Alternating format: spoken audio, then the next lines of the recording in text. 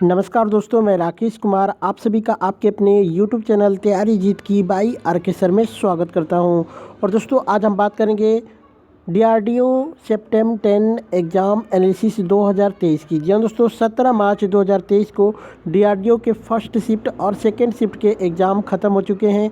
और दोस्तों first shift और सेकेंड शिफ्ट की ऑलरेडी वीडियो मेरे चैनल पे अपलोडेड है। अगर आप नहीं देखे हैं तो जाके उन वीडियो को ज़रूर देख लें। बाकी दोस्तों इसमें हम दोनों शिफ्टों के पूछे गए क्वेश्चंस जो कि मुझे लेट से मिले हैं, कुछ कमेंट के थ्रू मिले हैं, कुछ व्हाट्सएप के थ्रू मिले हैं, तो सभी इस वीडियो में डिस्कस करेंगे सभी क्वेश्चंस का। ठीक है। बाकी दोस्तों अगर फर्स्ट शिफ्ट और सेकेंड शिफ्ट का वीडियो नहीं देखे हैं तो जो मैंने पहले से ही इन वीडियो में क्वेश्चंस इंक्लूड कर दिया उनको इसमें नहीं शामिल कर रहा हूँ। ठीक है। तो जिन्होंने एग्ज़ाम दिया है वो फर्स्ट शिफ्ट और सेकेंड शिफ्ट का भी वीडियो देख लेना।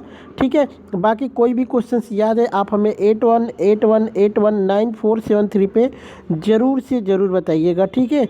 चलिए क्वेश्चंस देखते हैं। उससे पहले वीडियो को लाइक शेयर कर दीजिए और प्लीज़ हमें दोस्तों थोड़ा सा मोटिवेट कीजिए वीडियो को लाइक करके। ठीक है। लाइक करने का कोई भी पैसा नहीं लगता है। ठीक है। चलिए क्वेश्चंस देखते हैं। सबसे पहले सेकेंड शिफ्ट का क्वेश्चन देखेंगे। निम्न में से किस धातु को आसानी से काटा जा सकता है? ये क्वेश्चन आया था तो आपका राइट आंसर हो जाएगा सोडियम। जी हाँ दोस्तों, बात करते हैं तो सोडियम एक क्षार धातु है और इतनी मुलायम होती है कि इसे चाकू से आसानी से काटा जा सकता है। यह एक नरम ठोस होता है जिसका गलनांक कम होता है और इसे चाकू से काटा जा सकता है। जबकि लोहा और सोना कठोर और सघन धातुएं हैं जो लचीले और तन्य होते हैं। पोटेशियम धातु को भी चाकू से काटा जा सकता है। तो ऑप्शंस में सोडियम और पोटेशियम शायद दोनों था, तो दोनों को भी आप कर सकते थे। पोटेशियम को भी आप चाकू से आसानी से काट सकते हैं। सोडियम और पोटेशियम अत्यधिक जो कि प्रतिक्रियाशील धातु होते हैं और ऑक्सीजन, कार्बन डाइऑक्साइड और हवा में मौजूद नमी के साथ सख्ती से प्रतिक्रिया करते हैं जिससे यह आग लग सकती है। इस विस्फोट जो कि विस्फोटक प्रतिक्रिया को रोकने के लिए सोडियम को मिट्टी के तेल में रखा जाता है और पोटेशियम को पैराफिन मोम में लपेट कर रखा जाता है। तो इन सब चीज़ों को आप लोग याद रखिएगा। एक प्रश्न आया था दोस्तों कि विद्युत धारा का एसआई मात्रक क्या है? तो एम्पियर आपका राइट आंसर हो जाएगा। बात करते हैं दोस्तों तो एम्पियर का जो प्रतीक है ए है विद्युत प्रवाह का जो कि एसआई मात्रक है। इसे मात्रक सी में व्यक्त करने पर प्रारंभिक जो कि आवेश ई का निश्चित संख्यात्मक मान जो कि 1.602 से जो कि 1.602 से जो कि 176। ठीक है। उसके बाद 634 × 10⁻19 से लेकर परिभाषित किया जा सकता है जो कि ए और एस के बराबर होता है। ए × एस के बराबर होता है, तो उसको आप देख लीजिएगा। बात करते हैं दोस्तों 7 एसआई मात्रक जिनमें शामिल हैं, जिसमें लंबाई का मीटर है, समय का सेकेंड, पदार्थ की मात्रा का मोल, ठीक है, विद्युत प्रवाह का एम्पियर, तापमान का केल्विन, दीप्त तीव्रता का कैंडेला, द्रव्यमान का किलोग्राम, ठीक है, जूल का बात करते हैं तो जूल ऊर्जा का एक मात्रक है और इसे जे से द्वारा दर्शाया जाता है। इसे 1 सेकेंड में 1 वाट विद्युत जो कि उत्पादन करने के लिए आवश्यक कार्य के रूप में परिभाषित किया जाता है। वही बात करते हैं गॉस। ठीक है। गॉस का प्रतीक जी, कभी कभी जीएस चुंबकीय प्रेरण के मापन का मात्रक है जिसे चुंबकीय जो कि अभिवाह घनत्व भी कहा जाता है। मात्रक गॉसी का भाग है। हेनरी जो कि चुंबकीय जो कि पारगम्यता का एसआई मात्रक वेबर प्रति एम्पियर माइनस टन है जो कि एच जो कि हेनरी से प्रदर्शित किया जाता है। ठीक है। तो इन सब चीज़ों को याद कर लीजिएगा। बांग्लादेश में किस नदी को पद्मा के नाम से जाना जाता है? तो गंगा नदी आपका राइट आंसर हो जाएगा। बात करते हैं दोस्तों तो गंगा नदी को बांग्लादेश में पद्मा नदी के रूप में नामित किया गया है।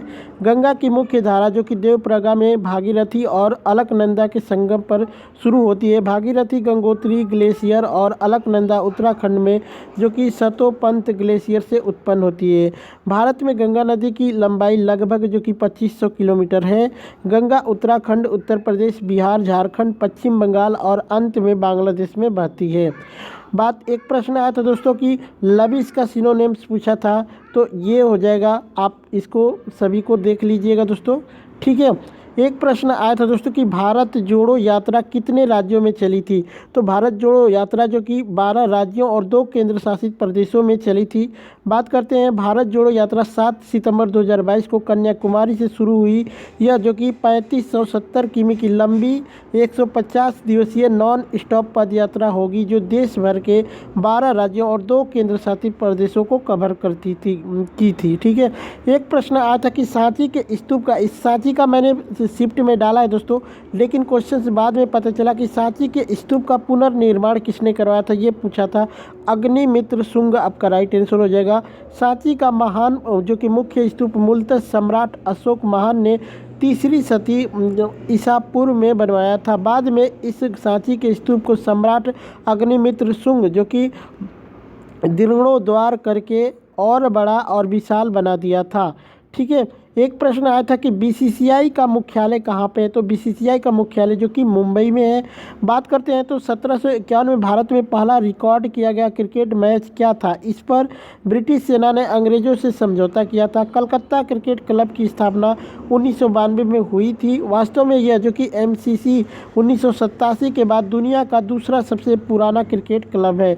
वही बात करते हैं दोस्तों, दिसंबर 1928 में बीसीसीआई को तमिलनाडु सोसाइटी रजिस्ट्रेशन एक्ट के तहत पंजीकृत किया गया था, जिसके साथ 6 संघ जुड़े थे। R.E. ग्रांट गोवन को इसके पहले अध्यक्ष और एंथनी डी मेलो को सचिव के रूप में चुना गया था। बीसीसीआई भारत में क्रिकेट के लिए एक साक्षी निकाय माना जाता है। ठीक है। एक प्रश्न आया था दोस्तों कि मैग्नीशियम हाइड्रोक्साइड किस में पाया जाता है। ऑप्शंस में था चूने के पानी में, तो चूने के पानी में ही ये पाया जाता है। आपका राइट आंसर हो जाएगा। एक प्रश्न आया था कि grand old man of India किसे कहा जाता है। दादा भाई नौरोजी के कहा जाता है। दादा भाई नौरोजी, जिसे भारत के ग्रैंड ओल्ड मैन के नाम से जाना जाता है, पारसी बौद्धिक शिक्षक, कपास व्यापारी और प्रारंभिक भारतीय राजनीतिक और सामाजिक नेता थे। ठीक है। एक प्रश्न आया था दोस्तों कि टेक्नोलॉजी, राष्ट्रीय टेक्नोलॉजी डे कब मनाया जाता है। ये मनाया जाता है दोस्तों 11 मई को। बात करते हैं तो 11 मई 1998 को भारत ने परमाणु परीक्षण किया था, जिसको नेशनल टेक्नोलॉजी डे यानी में भारतीय राष्ट्रीय प्रौद्योगिकी दिवस हर साल 11 मई को साइंस और टेक्नोलॉजी के क्षेत्र में इंजीनियरों और वैज्ञानिकों की उपलब्धियों को मनाने के लिए मनाया जाता है। ठीक है। एक प्रश्न आया था दोस्तों कि 61वां संविधान संशोधन कब हुआ था। 1989 में हुआ था। 61वां संविधान संशोधन 1989 में हुआ था। इस संशोधन में मताधिकार की आयु 21 वर्ष से कम करके 18 वर्ष की गई थी। 101वां संविधान संशोधन 2017 में गुड्स एंड सर्विसेज टैक्स यानी जीएसटी को लागू करने के लिए और 101वां संविधान संशोधन किया गया था। तो इसको भी याद रख लीजिएगा। एक प्रश्न आया था दोस्तों कि नामेरी नेशनल पार्क कहाँ पर स्थित है। गुवाहाटी असम में स्थित है। एक प्रश्न आया था कि आर्य समाज की स्थापना किसने की थी। दयानंद सरस्वती ने की थी। बात करते हैं दोस्तों तो आर्य समाज भारत में एक जो कि एक सर्ववादी हिंदू सुधारक आंदोलन है, जो कि वेदों के अचूक अधिकार में विश्वास के आधार पर सिद्धांतों और प्रथाओं को बढ़ावा देता है। महर्षि दयानंद सरस्वती ने 10 अप्रैल 1885 को समाज की स्थापना की थी। आर्य समाज इस मान्यता का पालन करता है कि केवल एक ही ईश्वर है और उसकी पूजा जो कि उसकी मूर्ति पूजा उचित है। ठीक है। बात करते हैं तो आर्य समाज अभियोजन को बढ़ाने वाला पहला हिंदू संगठन था। दयानंद सरस्वती एक हिंदू विद्वान, सामाजिक कार्यकर्ता और आर्य समाज के संस्थापक, वैदिक धर्म सुधार आंदोलन के संस्थापक। 1876 में उन्होंने स्वराज के लिए पहली बार भारत को भारतीयों के लिए भारत के रूप में संदर्भित किया। एक जो कि पुकार जिसे लोकमान्य तिलक के ने बाद में अपनाया था। ठीक है। वही बात करते हैं राजा राम मोहन राय की, तो वह ब्रह्म सभा के संस्थापकों में से एक थे, जो कि भारतीय उपमहाद्वीप में सामाजिक धार्मिक सुधार आंदोलन ब्रह्म समाज के अग्रदूत थे।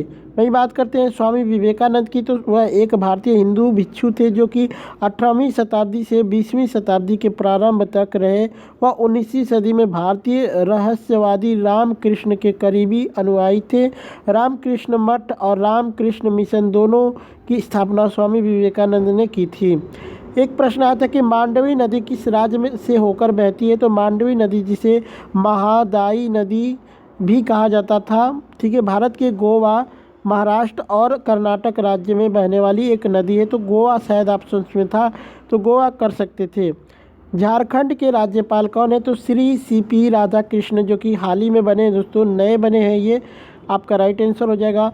एक प्रश्न शांति स्वरूप भटनागर अवार्ड से था, क्या था दोस्तों? एग्जैक्ट नहीं पता चल पाया है। चलिए मैं बता देता हूँ कि ये कितने क्षेत्रों में दिया जाता है। तो ये जो है जैविक विज्ञान, रासायनिक विज्ञान, इंजीनियरिंग विज्ञान, गणितीय विज्ञान, चिकित्सीय विज्ञान, भौतिक विज्ञान, पृथ्वी, वायुमंडल, महासागर और ग्रह विज्ञान में दिया जाता है। बाकी क्या पूछा था एक बार कमेंट कर देना। स्कैनर किस प्रकार की डिवाइस है? तो ये इनपुट डिवाइस है।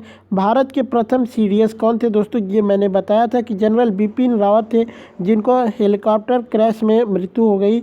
बाद में भारत के जो कि दूसरे सीडीएस बनाए गए हैं अनिल चौहान, ठीक है। तो अनिल चौहान वर्तमान में भारत के सीडीएस है तथा भारत के दूसरे सीडीएस हैं। एक प्रश्न आया था ट्रांसपीरेंस का स्पेलिंग, शायद एरर पूछा था, क्या पूछा था कमेंट करके बताइएगा। ये ट्रांसपीरेंस हो जाएगा आपका। ओपेक्यू का ऑब्जेक्ट पूछा था, ये ऑप्शंस क्या थे कमेंट करके एक बार बता देना दोस्तों।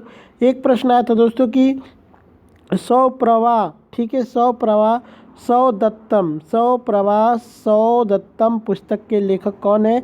तो भास हो जाएगा, ठीक है। सौप्रभा सौदत्तम यानी वासवदत्ता का जो कि स्वप्न, महाकवि भास द्वारा प्रसिद्ध एक संस्कृत नाटक है। तो महाकवि भास जो है आपका राइट आंसर हो जाएगा दोस्तों।